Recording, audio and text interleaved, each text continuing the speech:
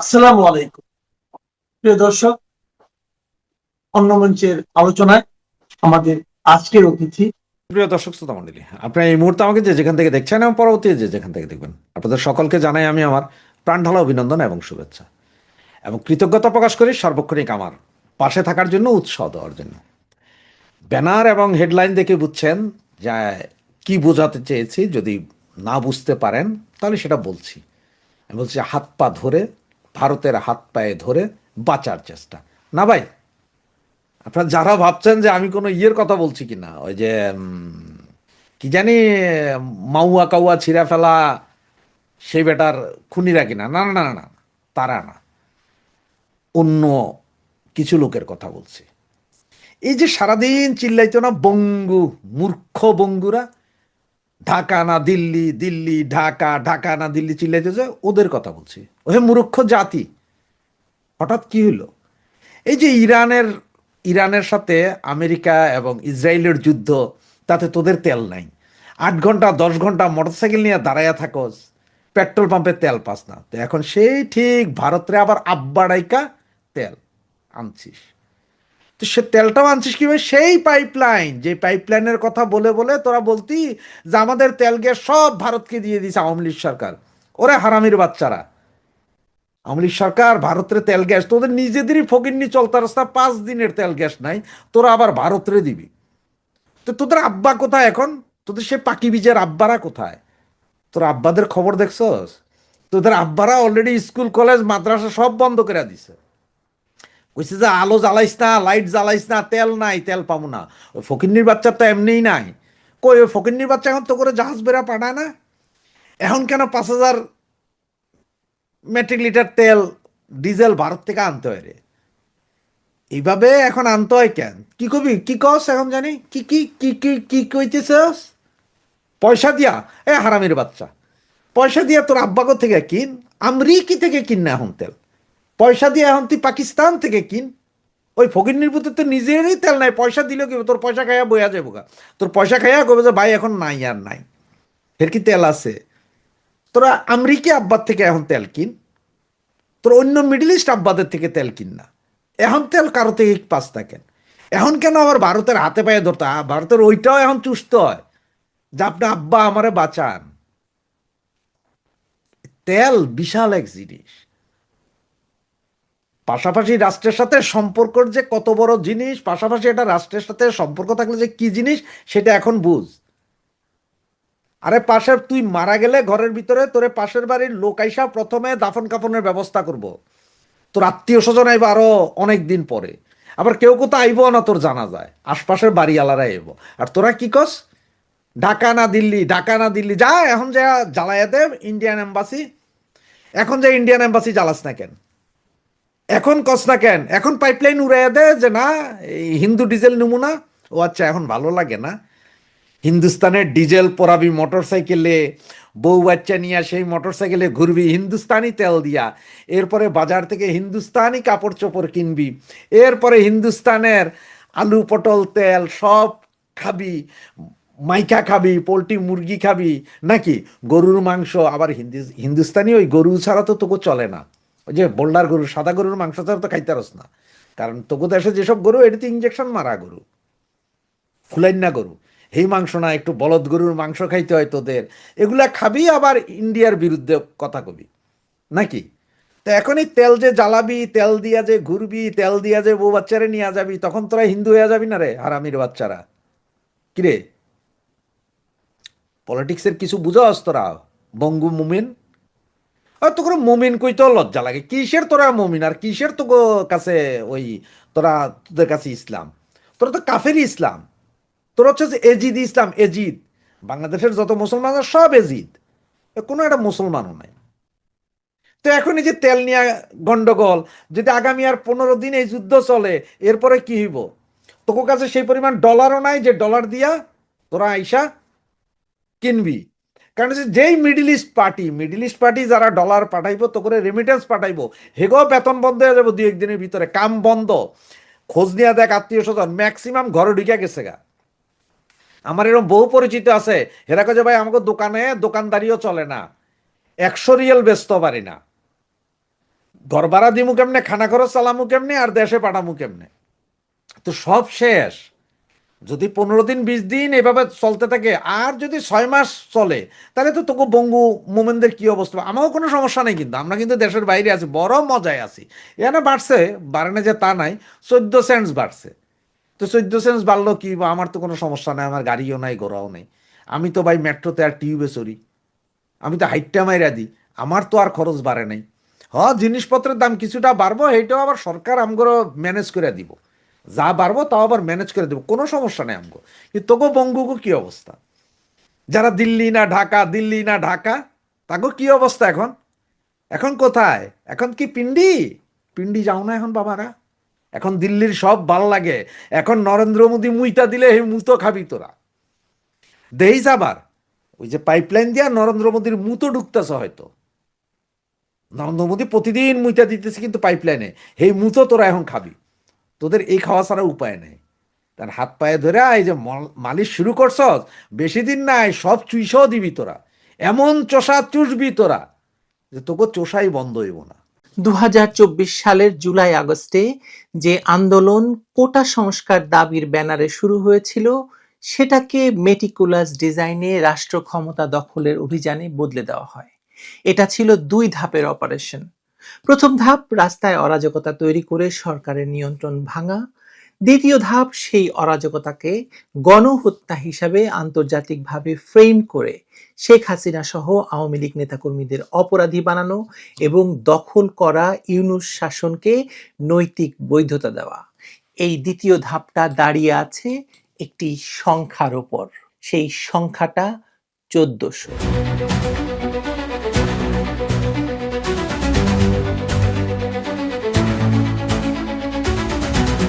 বাংলাদেশে 2024 সালের জুলাই আগস্টে সরকারি চাকুরিতে কোটা প্রথা সংস্কারের দাবিতে যে ছাত্র আন্দোলন সংগঠিত হয়েছিল, তা মেটিকুলাস ডিজাইনের মাধ্যমে সরকার পতনের আন্দোলনের রূপ দেওয়া হয়।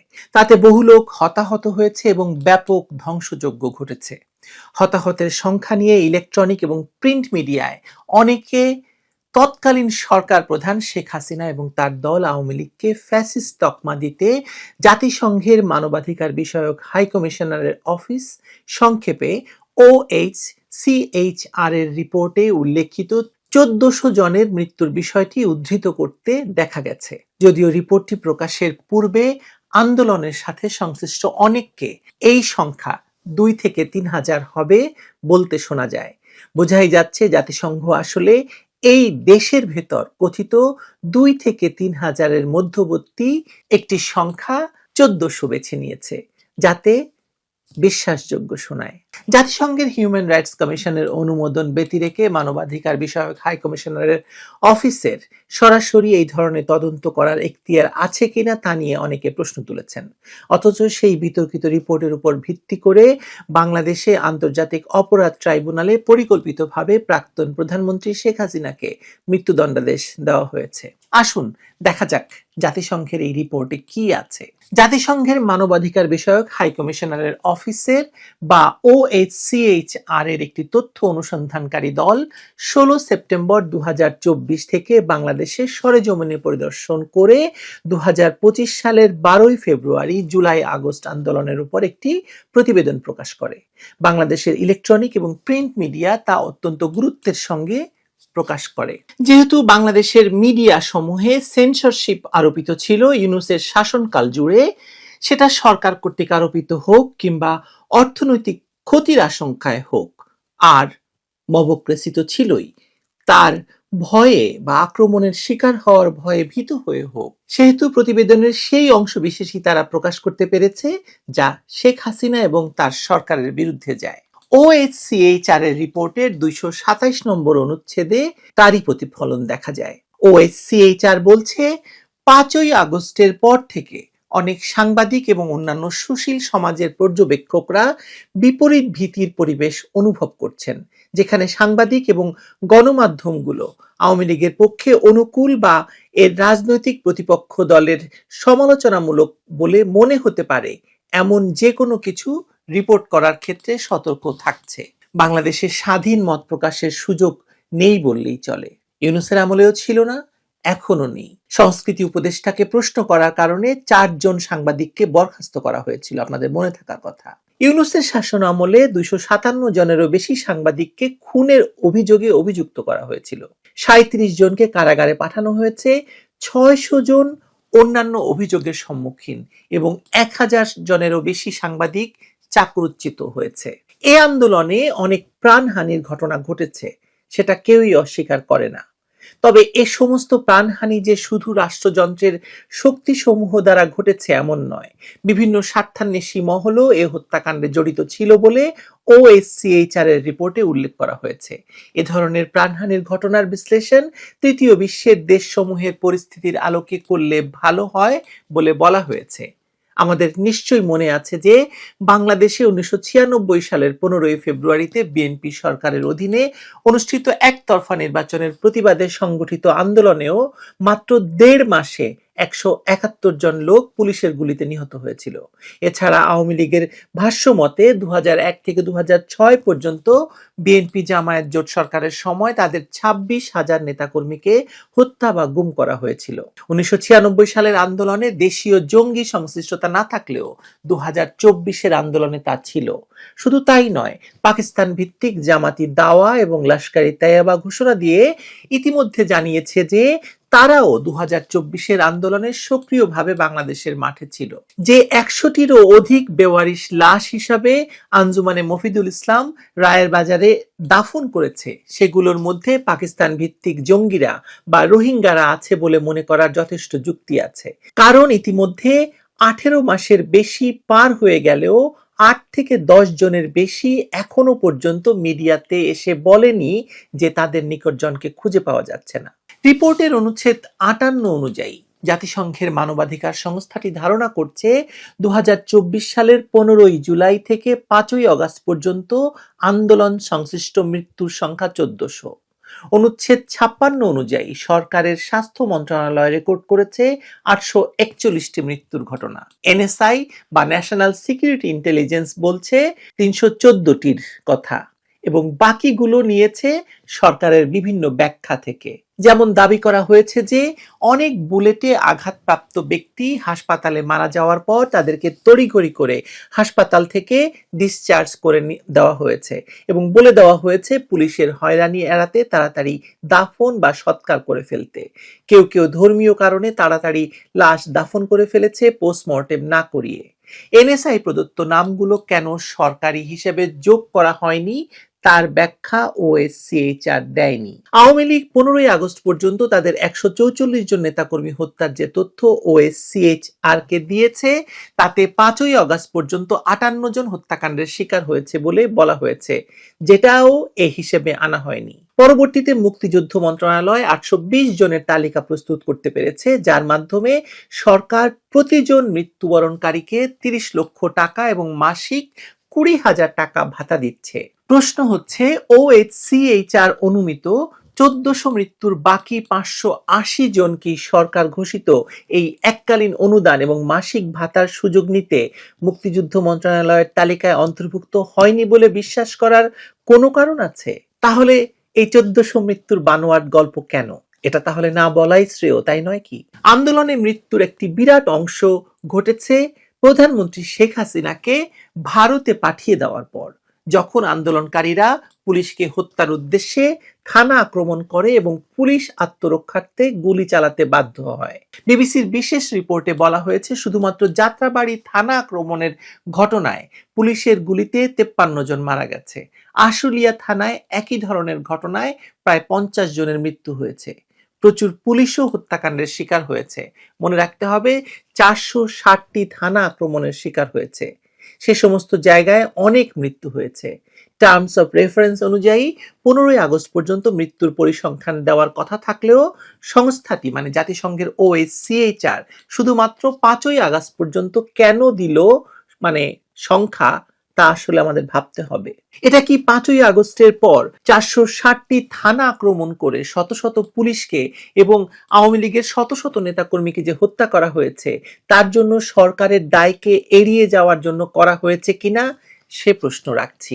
সংবাদ মাধ্যমের অনুসন্ধানী রিপোর্ট বলছে 5ই আগস্টের পর ধর্ষণের অভিযোগে যাত্রাবাড়িতে পিটিয়ে মেরে ফেলা 3 জনও এই তালিকায় আছে।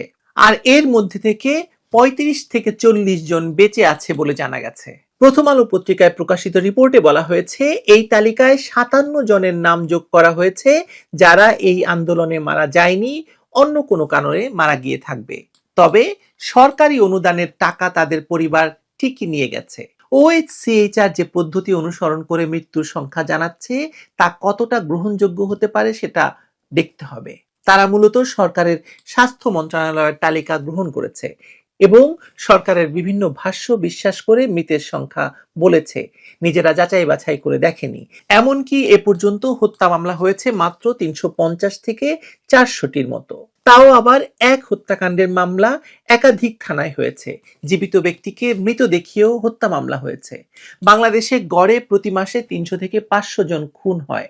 জুলাই আগস্টে সেই সচরাচর খুনের ঘটনাগুলির তথ্য এর সঙ্গে যোগ হয়েছে কিনা তা খতিয়ে দেখা হয়েছে বলে মনে হয় না। মুক্তিযুদ্ধ মন্ত্রণালয়ের তালিকা নিশ্চয়ই OHCHR পেয়েছে। জানা গেছে সেই তালিকায় কে কিভাবে মারা গেছে বা কোথায় মারা গিয়েছে, মৃত্যুর স্থলে আন্দোলনকারীদের উপর গুলি চালানো হয়েছিল কিনা এসব কোনো কিছুই লেখা নেই বলে তারা সেখানে তেমন কোনো তথ্য নেয়নি সেখান থেকে। তাই ঢাকা মেডিকেল কলেজে পোস্টমর্টেম করা মাত্র 130 জনের তালিকাকে নমুনা হিসাবে নিতে হয়েছে। তাহলে কি ধরে নেওয়া যায় যে OHCHR মৃতের সংখ্যা বেশি দেখিয়ে এবং শুধুমাত্র নিরাপত্তা বাহিনী এবং আওয়ামী লীগ এবং ছাত্রলীগকে সমস্ত হত্যাকাণ্ডের জন্য দায়ী করে শেখ হাসিনা এবং তার সরকারকে আরো বেশি জনরোষের শিকারে পরিণত করতে চেয়েছে তারা? OHCHR এর রিপোর্টের 61 নং অনুচ্ছেদে বলা হয়েছে যে ঢাকা মেডিকেল কলেজের ফরেনসিক মেডিসিন বিভাগের তথ্য মতে 130টি মৃতদেহের পোস্টমর্টেমে দেখা গেছে 78% মতো মৃত্যু হয়েছে সে সমস্ত আগ্নেয়াস্ত্র দ্বারা যা সচরাচর রাষ্ট্রীয় নিরাপত্তা বাহিনীর দ্বারা ব্যবহৃত হয়ে থাকে এবং যেটা সহজে সাধারণ জনগণের কাছে থাকে না। বাস্তবতা হচ্ছে কেবল রাষ্ট্রীয় নিরাপত্তা বাহিনীর কাছেই এই ধরনের অস্ত্র এবং বারুদ ছিল তা নয়, বেসামরিক নাগরিকদের কাছেও এই ধরনের অস্ত্র ছিল। বাংলাদেশে মিয়ানমার থেকে প্রচুর অস্ত্রশস্ত্র অবৈধভাবে এসেছে এবং তা আন্দোলনকারীদের দ্বারা ব্যবহৃত হয়েছে বলে তখন পত্রপত্রিকায় খবর প্রকাশিত হয়েছে। 5ই আগস্ট 2024-এর পরপরই ঢাকার ধানমন্ডিতে রাস্তায় যানবাহন তল্লাশি করার সময় আন্দোলনকারী শিক্ষার্থীরা একটি গাড়িতে স্নাইপার রাইফেল পায়। পরে এর কোনো চিহ্ন বা কোনো আলোচনা আর কোথাও দেখা যায়নি। এর কারণ হচ্ছে শিক্ষার্থীরা জানতে পেরেছিল যে স্নাইপার রাইফেলটির মালিক তাদেরই একজন। তাছাড়া শুভ আফ্রিদি নামক একজন সাবেক সামরিক কর্মকর্তা তাদের কাছে মজুদ অস্ত্র এবং তারা যে ট্রেনিং প্রাপ্ত সে বিষয়ে যে গর্বে ভরা মন্তব্য বা বক্তব্য দিয়েছেন তা ইউটিউবে ভাসছে। পরবর্তীতে নড়াইল জেলায় সেনাবাহিনীর অভিযানে বৈষম্য বিরোধী ছাত্র আন্দোলনের এক সমন্বয়কের বাসা থেকে একটি স্নাইপার রাইফেল উদ্ধার করা হয়েছে। বোরখা পরিহিত একজনের স্নাইপার রাইফেল বহন করার ভিডিও ইউটিউবে আমরা দেখেছি। সরকারের উপদেষ্টা ব্রিগেডিয়ার জেনারেল অবসরপ্রাপ্ত সাখাওয়াত হোসেন এই কিছুদিন আগেও বলেছেন তিনি আহত আনসারদের দেখতে গিয়ে আশ্চর্য হয়েছেন এজন্য যে তাদের অনেকেই 7.62 বোরের গুলিতে আহত হয়েছেন এবং আক্রমণকারীরা বেসামরিক পোশাকে ছিল। তিনি সম্প্রতি আরো বলেছেন যে এই যে বেসামরিক পোশাক পরিহিত যারা তাদের কারো চেহারা বাঙালিদের মতো নয়, তার মানে তারা পাকিস্তানের ISI প্রশিক্ষিত জঙ্গি ছিল। যদিও তিনি আন্দোলনের পরপরই এই ধরনের কথা বলাতে তাকে গুরুত্বপূর্ণ স্বরাষ্ট্র মন্ত্রণালয় থেকে সরিয়ে দেওয়া হয়েছিল। বুঝতে বাকি থাকে না যে কেন তাকে সত্য বলার মাসুল দিতে হয়েছিল তখন।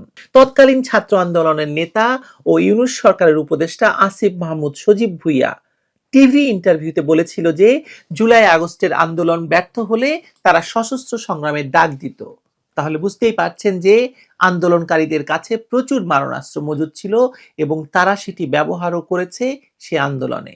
তাদের গুলিতে প্রচুর আওয়ামী লীগ কর্মী এবং আন্দোলনকারীরা মারা গেছে, এতে বিন্দুমাত্র সন্দেহ থাকার কোনো কথা নয়। তাই এটা বিশ্বাস করা যথেষ্ট যুক্তিসঙ্গত হবে যে প্রাক্তন প্রধানমন্ত্রী শেখ হাসিনা জীবনের ঝুঁকি এড়াতে দেশ ত্যাগের পূর্বে কয়েক ডজন লোকের মৃত্যু হয়তো হয়েছে, যেখানে আইন শৃঙ্খলা রক্ষাকারী বাহিনীকে মানুষের জানমাল এবং রাষ্ট্রীয় গুরুত্বপূর্ণ স্থাপনা রক্ষার্থে গুলি চালাতে বাধ্য হয়েছে।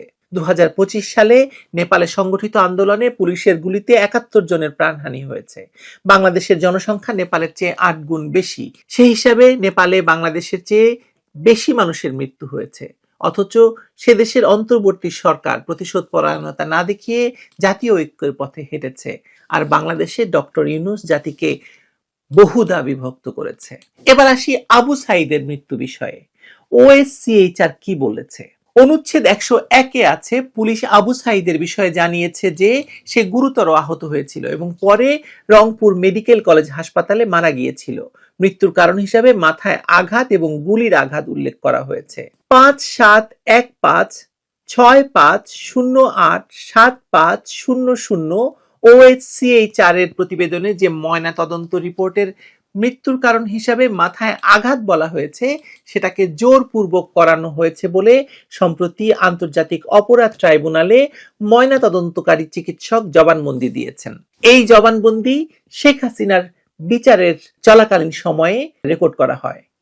যদি মাথায় আঘাতই হয় মৃত্যুর কারণ, তাহলে তা যে পুলিশের কাছে থাকা শটগানের ধাতব প্যালেট থেকে বা হয়নি তা তো নির্দ্বিধায় বলা যায়। কারণ আবু সাঈদ পুলিশের দিকে বুক পেতে দিয়েছিল, আর মাথার আঘাতটা পেছনে ছিল এবং সেখানে কোনো প্যালেট পাওয়া যায়নি। তবে মাথার আঘাতকে মৃত্যুর কারণ হিসেবে ধরলে সেটা যে তার সহযোদ্ধারা তাকে ঘটনাস্থল থেকে নেওয়ার সময় তাদের হাত থেকে পড়ে যাওয়া বা ইচ্ছাকৃতভাবে ফেলে দেওয়ার কারণে সে যে তখন মাথায় আঘাত পেয়েছিল, সে দাবিকেই প্রতিষ্ঠিত করে।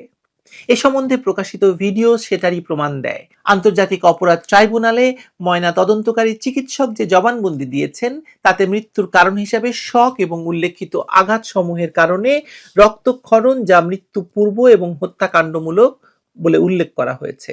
আবু সাঈদকে তার সতীর্থরা হাসপাতালে নিয়ে এসেছিল ঘটনাস্থলে আঘাতপ্রাপ্ত হওয়ার 5 ঘন্টা পর, যেখানে সময় লাগার কথা বড়জোর আধা ঘন্টা। এই 5 ঘন্টা তারা তাকে নিয়ে কি করেছে, সেটা একটা বড় প্রশ্ন। ওএসসিএইচআর এর রিপোর্টের ইমেজ নাম্বার 10 এর ব্যাখ্যায় বলা হচ্ছে যে গুলিবিদ্ধ হওয়ার পর আবু সাঈদ রক্তমাখা থুতু ফেলেছে, যা মেডিকেল তথ্যকে সমর্থন করে যে গুলি তার ঘাড় এবং ফুসফুসে প্রবেশ করেছিল, যার ফলে অভ্যন্তরীণ রক্তক্ষরণ হয়েছিল। অথচ দেখুন, ময়নাতদন্তে নাক দিয়ে রক্তপাত হওয়ার চিহ্ন পাওয়া গেছে, মুখ দিয়ে নয়। কোনো ধাতব বস্তু ফুসফুসে আঘাত করার চিহ্ন পাওয়া যায়নি। ফুসফুস রক্তাধিক্য বা কনজেস্টেড অবস্থায় পাওয়া গেছে, যা হাইপোক্সিয়া বা অক্সিজেন স্বল্পতার কারণে হতে পারে। বরং ময়নাতদন্ত রিপোর্টে দেখা গেছে যে পেটের ভেতর অ্যান্টিমর্টেম বা মৃত্যু পূর্ব রক্ত জমাট রয়েছে, যেখানে অন্ত্র ছিন্ন ভিন্ন হয়ে গেছে এবং ডান দিকের পেটের উপরের অংশ এবং ডান উরুর উপরের অংশে একটা হেমাটোমা বা রক্ত জমাট দেখা গেছে। পেটের ভেতরে কোনো প্যালেট পাওয়া যায়নি। এইসব বিশ্লেষণ করলে সন্দেহের জায়গাটা স্বাভাবিক যে রংপুর মেডিকেল কলেজ হাসপাতালে নেওয়ার আগে বিকেল 3টা থেকে রাত 8টার মধ্যে তার সতীর্থরা তাকে শারীরিক নির্যাতন করে মেরে ফেলেছে। লাশ বানিয়ে আন্দোলনের শক্তিকে বৃদ্ধি করার এই ধরনের প্রচেষ্টা তৃতীয় বিশ্বের দেশসমূহে একটি সাধারণ প্রথা। প্যারিটো অক্সিপিটাল রিজিয়ন, এটা মাথার পেছনের অংশ।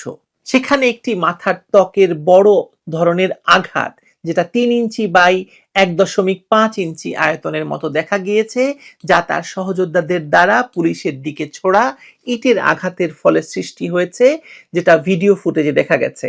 এবং আবু সাঈদের পিতা আন্তর্জাতিক অপরাধ ট্রাইব্যুনালে তার সাক্ষ্যে এটা নিশ্চিত করেছেন।